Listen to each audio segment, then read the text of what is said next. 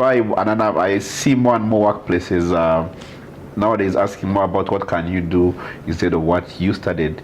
If I was a student or a potential employee of yours who's seeking to come and work at at Serena, what are some of the? Are there some things you could say? I need to start teaching myself so that when I sit in the interview room, I stand out doing better than other people. It's an interesting one, and probably when we started, I touched on it that as an individual, there's something special about you. What is special about you?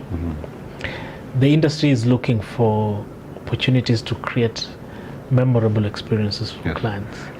We spoke about having the right attitude in the industry, having the flexibility, and having the passion for the industry. The other day I was speaking to a colleague who works in a hospital, and they needed to make a decision on two of their associates who needed to be considered for promotion. In terms of output, both of them fantastic. In terms of qualifications, fantastic. They got to a point where they could either close an eye and choose on one. But one thing stood out on the other one, flexibility. They chose the different one. The one they chose is because that gentleman is very flexible. Flexibility in the sense that you don't look at the time and say it's my time to go home and leave a client stranded because your time is up. And that is where all these others come into play. How passionate are you? How flexible are you? What kind of mindset do you have? So the industry is meant for those kind of people.